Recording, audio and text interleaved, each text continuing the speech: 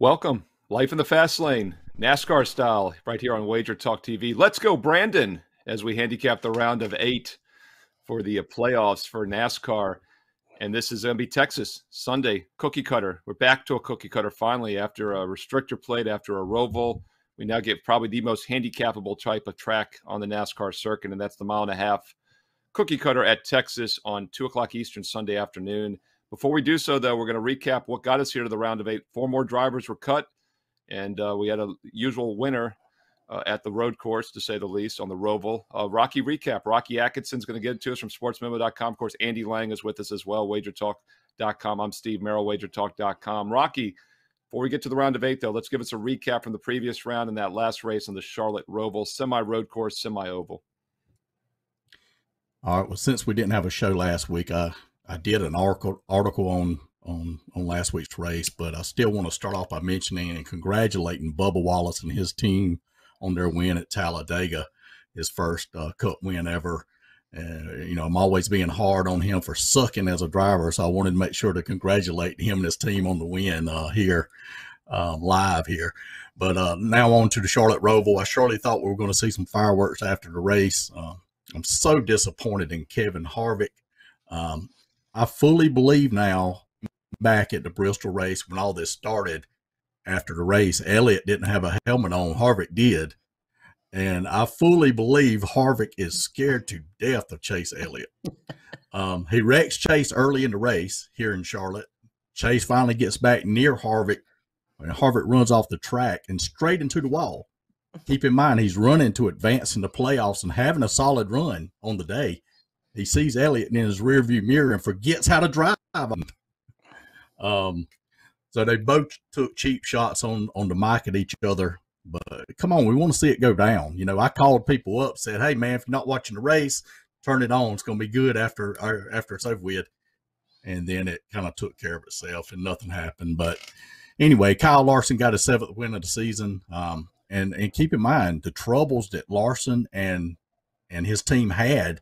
The pit crew had to change his battery, and they had to change the alternator belt, and he still came back to win this race. Just a remarkable run by them, and it reminded me how crucial teamwork is, even in NASCAR. His crew chief, Cliff Daniels, didn't panic when all that was happening, and it all worked out for him. Tyler Reddick had a strong 2nd-place finish. Chris Buescher was 3rd. Kyle Busch finished 4th. Denny Hamlin 5th. DiBenedetto finished 6th. Logano was 7th. Christopher Bell 8th. Ryan Blaney 9th, and Alex Bowman rounded out the top 10. 4 drivers were eliminated as we head to the round of 8, that being Kevin Harvick, Christopher Bell, William Byron, and Alex Bowman.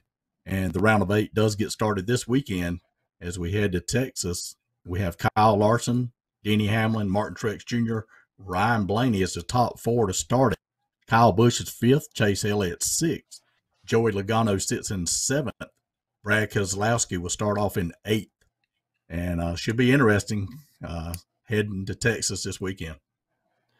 Yeah, once again, we've got the round of 8 here. We have 3 races now, and then it'll be eliminated for that final race to just 4 drivers who can win the championship. And Andy Lang, we've got 3 Gibbs drivers. We've got 3 Penske, all 3 Penske drivers. As Keselowski surprisingly sneaks in at the 8th spot, guy that's been dead basically the last 3 months after, leaving the team. He's going to start his own team next year or have a co-ownership.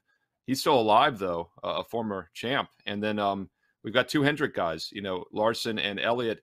And by the way, Larson has those 7 wins. Nobody else has more than 3 wins. Ryan Blaney has 3. Truex has 4. So Truex and Blaney have the 2nd and 3rd most wins this season, which would surprise a lot of people. It actually surprised me when I saw that because I didn't feel like they'd been that strong. Andy Lang, though, before we get to Texas in the round of 8, let's close out the Roval with a Ricky Stenhouse Jr. Unforced Error Award. We haven't had a lot of good ones over the past couple months, but it all made up for itself here this past weekend. And as Rocky said, I mean, there's no doubt in my mind that, first of all, wearing the helmet thing was so awful a couple weeks ago when they're head-to-head. I mean, that just, whether he did it intentionally or not, boy, does that not look good. And then, there's no question he was watching his rearview mirror as he drove straight into the wall and missed that turn, in my opinion, because he knew Chase Elliott was coming. Question is, though, big picture, guys, Harvick is out of the playoffs. Elliott is not. Is this maybe the one little red flag that keeps us off an Elliott future bet? Because if he gets to that round of 4, he's as good as anybody at Phoenix. isn't it ironic? Harvick has always been very good at Phoenix as well. So it's hard for me to picture Chase Elliott winning the championship. I can't imagine Harvick would wreck him if he's in that final race, but I don't know. Something's going on. Andy, who's your Ricky Stenhouse Unforced Error Award? Pretty much why we created this award. Unforced error, taking your own self out of the playoffs by looking in the rearview mirror. I mean, this is one of the easiest ones of the year. Kevin Harvick, congratulations. And on that first wreck where Kevin Harvick put Chase Elliott in the wall, I don't know if anybody noticed. Did anybody notice Chase Elliott tried to dive down into Harvick? And who was behind him was, I believe it was Kevin Harvick's teammate who took out Elliott before he could get there. I mean, that was like a mob, a gangster style hit on Chase Elliott. They had somebody in the rear, somebody in the front. It was quite the spectacle. But then to see Harvick just put himself out of the race was pretty amazing. I also would like to I just got to give so much credit to the pit crew of Kyle Larson. I saw an interview with the crew chief. He said those two guys practice that. Like, they have these two guys on that team that they actually work on crazy situations like that. And they practice exact scenarios like that. And can they get it done without losing a lap? So he was saying that, like, those are the only two guys that he knows in NASCAR that actually practice things like that. And talk about paying it off. It was really an incredible piece of work by them, and it shows just how important those teams and crews really are. Because if that happens to anybody else, they're a lap down. They may or may not get back on the lead lap, but they're certainly not going to win.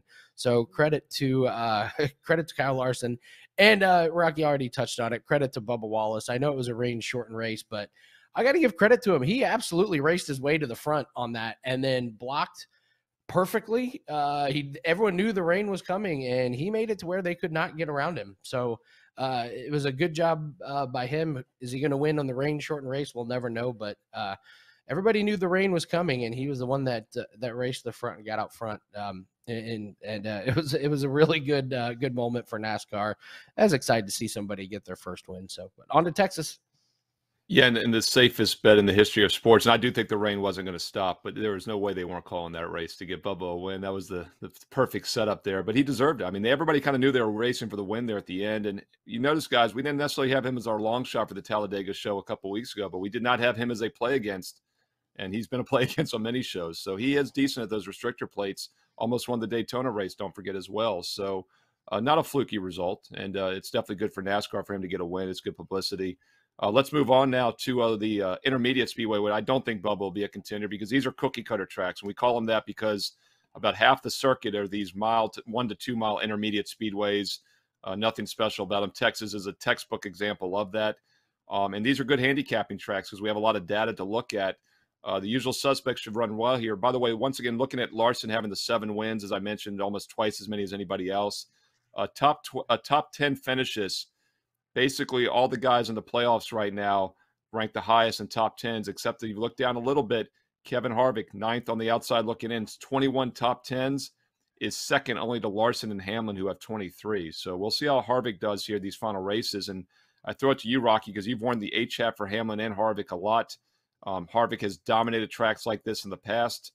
We'll find out if he's one of your top 3 this week. But start us off. Who's a top 3 guy for you, Rocky, at Texas? I'm going to have to mention Kyle Busch to start with here. I'm going to take him to win it, actually. He has 4 wins, 14 top 5 finishes, 17 top 10s, and 30 races here in Texas.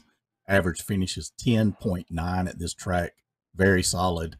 Over the past 3 years here, he has 2 wins, 3 top 5s, 5 top 10s in those 6 races with an average finish of 6.6, which is second best among all drivers. And he has the number 2 driver rating over the past 3 years here, off a decent run at the Charlotte Roval, which is a track that he normally don't run good at. And he's in the playoff hunt, and a win moves him into the next round there. So I'm looking for Kyle Busch to run good this weekend. And by the way, they've had 2 races at Texas for several years now. This is the only race at Texas. And if I'm not mistaken, guys, I think this is the track that gave up their second race for one of the other tracks that had one. I think might have been the Austin Road Course. Some new track that came on, somebody gave up. I think it was the Austin Road Course because that's Texas as well. So that is why Texas has just one race this year. So we have to look back, Andy, to last year, the 2020 races. But we do have a lot of data to go on, obviously, with these 1.5 mile intermediate speedways. So who's somebody that you're looking at, Andy, for Texas on Sunday? Martin Truex, he ran well at Las Vegas and Darlington. I guess, two bigger type tracks that they run on in the playoffs. Second best average finish behind Denny Hamlin. Denny Hamlin won both of those. But behind him, average finish is Truex. And he's one of these guys that he's one of the few that can actually keep up with Hamlin and Larson. When his team is dialed in, I mean, he can get out front and lead a lot of laps. I just don't think the Penske cars right now can compete with somebody like Larson right now on some of these bigger tracks. So you really, in my opinion, you're looking at Kyle Busch, Martin Truex, Larson, Hamlin, these guys that have that really high ceiling. So Truex is one of them. If he gets dialed in, and as always with Truex, you got to stay out of speeding penalties and starting too early. And, all these things that can penalize him. If he stays out of trouble, he should be there with a position to win at the end. Yeah, by the way, Hamlin last year, 20th and 9th on the 2 Texas races, which were unusual because he's been good on these tracks. And like I said, he has the most top 10s of anybody along with Larson. A lot of those are because of intermediate tracks this year. The winner last year in the Texas October race, this race last year, was Kyle Busch. And Truex finished second and was second in both stages. So Busch and Truex, definitely the 2 drivers last fall. The July race, if you guys remember last summer, definitely a surprise of a weird finish. Austin Dillon and then Tyler Reddick were 1-2. And then we had Logano, Busch, and Harvick. So I kind of scratched the line through that July results. I don't think that'll happen again. And by the way, Austin Dillon didn't even lead top 10 in either stage, ended up winning the race. But yeah, in the fall race, this October race last year, it was 1-2 Gibbs with Kyle Busch and Truex Jr. Rocky, who's somebody else you're looking at this year for the Texas race? Well, while I'm disappointed in the way Harvick eliminated himself from the playoffs last week, still feel like he's going to go out and try to win a race before the season's up. He runs good here. He has 3 wins, 12 top 5 finishes, 23 top 10s in 36 races here. Average finish is 10.3 at this track. Over the past 3 years here, he has 2 wins, 4 top 5s, 5 top 10s in those 6 races.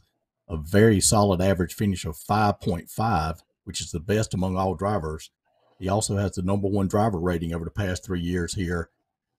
Will we get a focused Kevin Harvick here over the final 4 races of the season? He's got to look back and see how disappointed he was last week to himself, his team, his fans. And I think he's going to come out focused, and I believe he'll run near the front this weekend. Yeah, and let's look at the odds. I mean, Kyle Larson's as low as 2-1, Kyle Busch 7-1, Hamlin 7-1, Truex 7-1, Elliott. I mean, we're getting Harvick about 14-1. So, 1 out of 15 times will he win a race like this? I think you can make an argument he maybe wins 1 out of 15.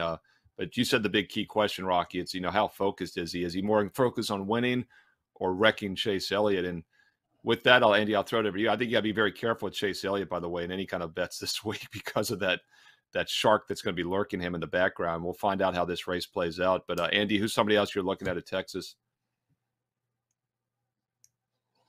I actually don't think Harvick's going to get into it with Chase Elliott. I mean, it was the revenge was served, and the fact is Harvick messed it up himself. Kevin Harvick has himself to blame for that. He could have navigated it much differently. So I don't think there's going to be I don't know what the revenge is for wrecking yourself is. I don't know who you can be mad at. He's even more upset. I don't know. I want to pick a Penske driver. And I'm going to go with Ryan Blaney. As far as betting, I don't know if I just don't think they have the power to win. I think they would need some help there kind of at the end, but they're all in the playoffs and they do all run good here. They all had solid runs last 2 races here in 2020. So both races at Texas, he finished 4th and 7th. Penske overall runs well, and I think he's just running the best and most consistent out of all of them. At Las Vegas, another track that Penske cars run really well at, he finished 5th, and that was best out of the Penske cars. So from a betting perspective, if I get him against his teammates like Brad or Logano, I think I would take Ryan Blaney. So I think you could look at a top 5 prop with him. I think he's a pretty sneaky guy to throw into some of your fantasy lineups. And I like him to be the best Penske driver. So if I see any head-to-heads, I would lean more towards him on that. So from a betting perspective, Blaney's a guy I'm going to keep my eye on. Hey, look, Blaney's a guy we talked a lot about last year when we were doing these shows. You know, the intermediates, he had some of the fastest, if not, he was at the fast point late season last year on the intermediate tracks, green flag laps. He had the fastest numbers. So speed's never been an issue for him on these tracks. It's just consistency. And, you know, had the battery issue happened to his team, they would not have come out okay on that. They just seem to make mistakes and find ways not to win races. But as far as speed goes, which is very important on these cookie cutter tracks, Blaney's as good as any of them, and his teammate Logano is as well. And obviously Keselowski, he's in the playoff mix. I feel like Keselowski's been a step behind those two. But, yeah, Logano and Blaney make a lot of sense this week at Texas. And, you know, if one of them gets that win, they're automatically in the Final Four. I don't think Blaney's as strong at Phoenix. I'd have to pull up the numbers, but Logano's been pretty good on those type of tracks. So, you know, if you're looking at some future plays, Logano would make some sense as well because they both could get wins this week and automatically advance. Rocky, who's somebody else you're looking at that might be a contention for a win this week at Texas? I think we got to mention Denny Hamlin here. He's not having the season he did last year, where him and Harvick just dominated, but he has been consistent over the year with solid finishes. And also he has 3 wins here, 7 top 5s, 14 top 10s, and 30 races here in Texas. Average finish of 13.8. So I'm looking for Denny Hamlin to have another solid run here. Yeah, and Hamlin, you know, once again, no wins in the regular season, and he even said it's go time, and boom, boom, wins in both stages, you know. So if that trend continues, he's not a guy I'd want to bet against here in a focused spot, because this is obviously one of the 3 races you got to win, but this is so important because if you win this one, you can really start working towards Phoenix the next 2 weeks and focusing on that. And Hamlin's done that so far. He's been focused when he needs to, and he's been the best driver this year. You know, Larson has the most wins, but I think you can make an argument maybe Hamlin's been a teeny bit more consistent, even though Larson's been the most dominant as far as wins. Andy, who's somebody else you're looking at? Betting wise, you know, he didn't advance, but Tyler Reddick has actually been pretty decent in the playoffs. If you take out Talladega, believe it or not, he's got a better overall average finish than Kyle Busch, Kevin Harvick, and Chase Elliott. Rex were involved, but you know, I like the consistency. He doesn't have the upside, obviously, but if you're looking for a guy that's just been delivering consistent results, top 12s, top 10s, look at Tyler Reddick. On DraftKings right now, he's matched up against Austin Dillon. He's been finishing ahead of Dillon the last few races. He's got a better average finish in those. So Tyler Reddick would be an inexpensive guy on your daily fantasy lineups. And betting-wise, I would take Reddick over Dillon head-to-head in that. So I think there's some value in Tyler Reddick if you're looking, you know, if you want to get away from some of those really higher-priced guys or the big names and you're trying to find some value, I'd look at Tyler Reddick, have a pretty solid finish here, and maybe win his head-to-head matchups. We like to joke about bad beats. If you'd had Tyler Reddick in the Texas race last July and he finished second, you still would have lost that head-to-head matchup because Dillon finished first. So how bad would that have been? But same team. You know, and here again, you know, they ran 1-2 in that race last July. It was a little bit of a fluky finish, but Reddick was fourth after the first stage. So obviously, Andy, that team can run here. You know, we saw it last summer, and you're right about Reddick in general on the cookie cutters. He's been pretty fast, and Dillon has 2 at times. So I think that's a sneaky play there. Odds makers did their homework, though, having them matched up against each other because that team in general, I think, could have some value this week. So you have to maybe see if you can find Reddick also in another matchup. There's some others available where he's maybe not going against teammate Dillon. And keep in mind, those 2 guys are the last 2 that missed the playoff cut, you know, at 16th and 17th. I'm sorry, Reddick made it, Dillon didn't, but it should have been the other way around as Dillon took himself out. So these are 2 guys that have run well this year. Rocky, let's move on to let's do a long shot. You got anybody you think has some tremendous value? You know, I mentioned Austin Dillon winning last July at Texas. He was a long shot. Reddick finishing second. Anybody else you looking at here for the Texas race this Sunday? Andy stole my thunder on that one. I had Tyler Reddick wrote down. Yeah, you got me. Now, Tyler Reddick, I definitely agree with Andy there. 28-1 odds to win it. Not saying he's going to win the race, but he does have a chance, I think. And I think a solid run is definitely in play, possibly. He hasn't won here. He does have that 1 top 5 finish, 1 top 10, and 2 races here at Texas. Average finish is 8.5 here. He has a second place finish and a 15th place finish. And he run good last week. So we got some momentum, like Andy said, momentum coming in. He's been running good here in the playoffs. So look for Tyler Reddick to have a solid run this weekend. Yeah, once again, makes a lot of sense. And viewers, if you're new to the show, when we do these long shots, as Rocky said, doesn't necessarily think he can win, although he could. But where the better values, as Andy hinted towards, is a top 5, top 10. You still get a lot of these guys at plus money. Also head-to-head matchups, of course. But also don't forget about daily fantasy. You always need a mid-tier price driver to complete that 6-team lineup. And Reddick should be in that mid-tier price range, that $6,000, $7,000 range. It's so important. So Tyler Reddick, a consensus long shot from all of us here on Life in the Fast Lane. Andy, you got somebody else you want to look at? Another guy that's maybe flying under the radar? This is just a tough track to find. I mean, this is a track where it's just, get on the throttle, pedal to the metal, and the best cars are going to be up at the top. So the only sleeper I guess I could find is Matt DiBenedetto. He's had a couple decent finishes in 2020, but it's going to be tough to find one of those really lower priced guys that, is going to be able to sneak into the top 15. I just don't say it. This is a horse for the course type of track. The big names, the big cars are going to have all the advantage, but DiBenedetto, he's got I think he finished average top 12 in both the races in 2020 at Texas, but tough one to find those, the lesser tier drivers. I'd lean to Benedetto, but I can't say with 100% confidence. Yeah, and I mean, I think once again, we talk about Dillon and Reddick. That's still a big-time Childress team. They've got the horsepower to compete. I think another way you might want to look is someone like maybe Amarillo, who's Harvick's teammate. He's got the horsepower to compete maybe and hang top 10 on a track like this. And the loyal viewer, Corey Andy, in my NFL Fade the Public video, since we didn't have a NASCAR show, we were talking some NASCAR in my NFL video last week, and I think he had Buescher and Amarillo, some sleepers at the road course. Roval, I believe Buescher ran well from what I recall. And, maybe Buescher surprises too, but Amarillo's a guy that jumps out to me, maybe has the speed and the experience to contend to a top 10 that we haven't mentioned here on the show. Just as important as a play on is a play against, once again, obviously for head-to-head matchups, but also someone you might want to leave off your fantasy card. Rocky, play against guy here. Do we dare go back to the Bubba train? Not this week. I'm going to fade Alex Bowman this week. And one of the matchups that I saw is Tyler Reddick against Bowman. So that might be an opportunity. We'll see what the line is when they come out with it.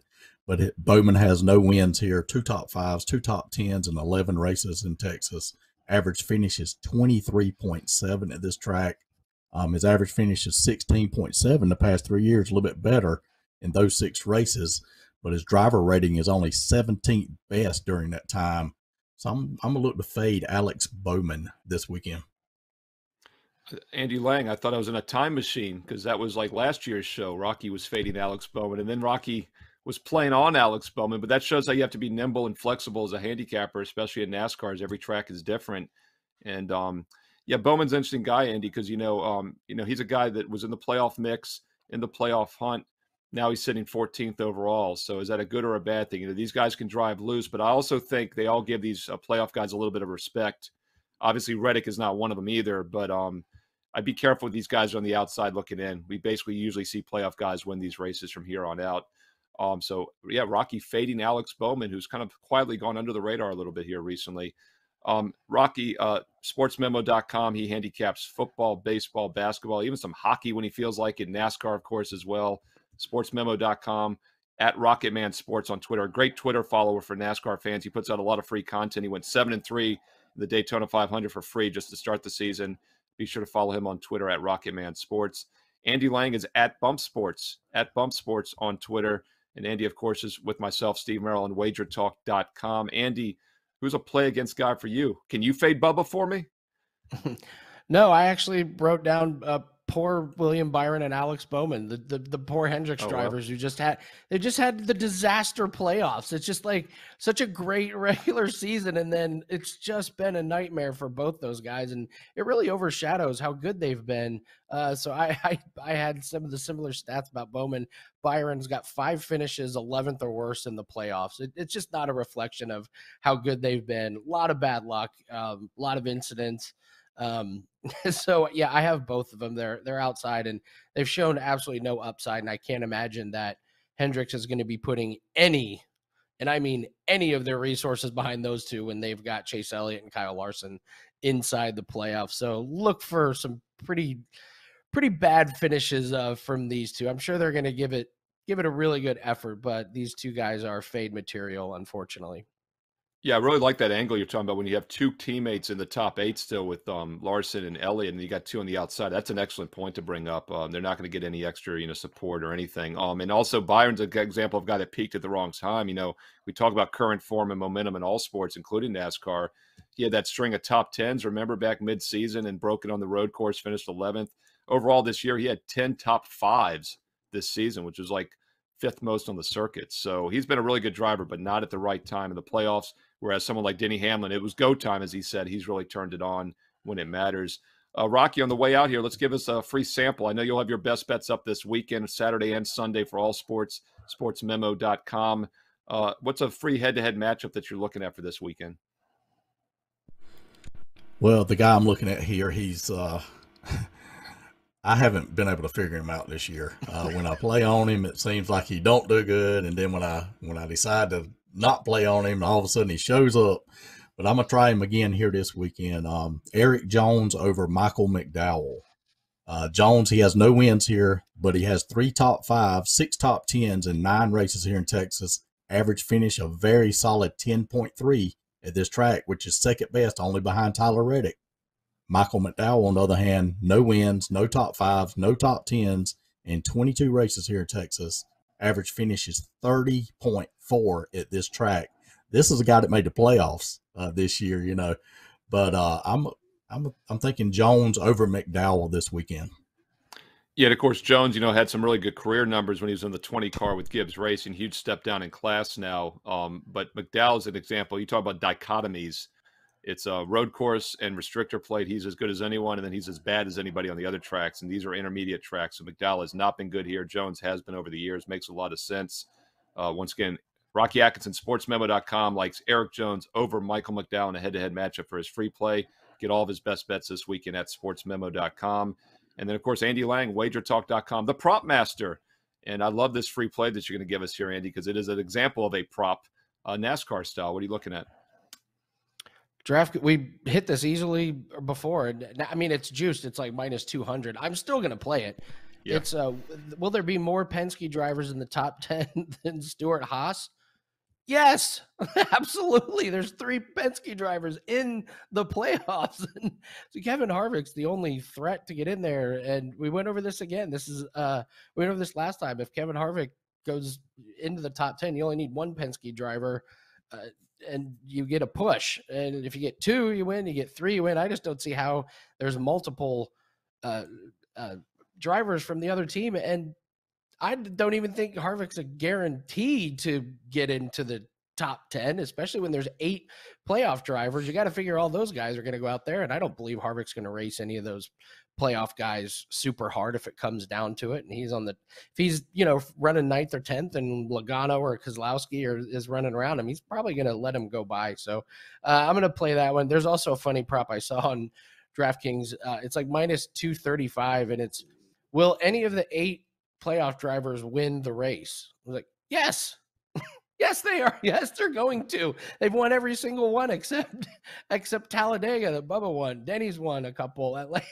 Yes, there's another prop. Yes, absolutely, that will happen. So there's some good props if you're in the U.S. markets and you got the DraftKings and BetMGMs and FanDuels.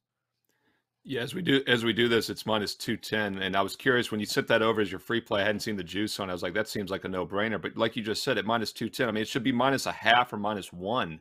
That would have made it a fair line, because not only do you only have 1 guy in Harvick, and maybe Almirola, as I mentioned, is a sleeper, but you got 3 top 8 guys, and you got 2 of them, Blaney and Logano, we've mentioned on the show here, is maybe winning the race because they've been very strong here.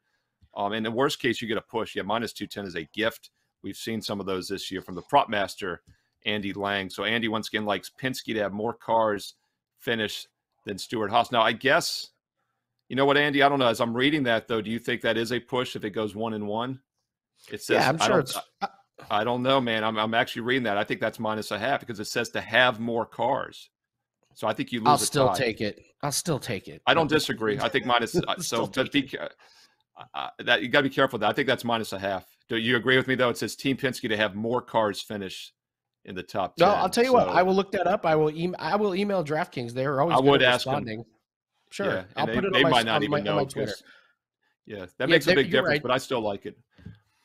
Yeah. What was the other one, real quick, Andy? What was the price on the championship? A playoff guy winning the race. What was the juice on that? It was like minus 230 earlier. Yeah, that's pretty. You're getting basically you're getting the 8 most likely drivers to win at 1-2. That's not bad either. So yeah, I like both of those. Once again, those are props from the prop master, Andy Lang. He has Penske over Stewart Haas and also a championship driver to win. Some stuff to look at. Andy's best bets and props, NFL props. NBA starts next week. I know he's excited about that. We have hockey, baseball still going on. Of course, college football. Andy Lang, WagerTalk.com. Myself, Steve Merril. You can find me also at WagerTalk.com. Don't forget to check out Rocky at SportsMemo.com. And a quick reminder, if you found this useful, give it a thumbs up, like, and subscribe. Click the bell so you know when this show is up each and every week. Life in the Fast Lane. We'd like to keep it moving to make you guess. So click that bell so you know when it's on live each and every week. And also comment below. We read all the comments. I love the comments. I love your support. And I want to know who you have as your long shots, your sleepers, your top 3. And don't forget also to check back for my videos this week in college football top 25 for Saturday. NFL Fade the Public this weekend as well, right here on Wager Talk TV. So once again, for Andy Lang, Rocky Atkinson, I'm Steve Merril. Thanks for watching. Like, subscribe, and comment below, and have a great weekend in all sports, including NASCAR. We'll be back next week with more Life in the Fast Lane right here on Wager Talk TV.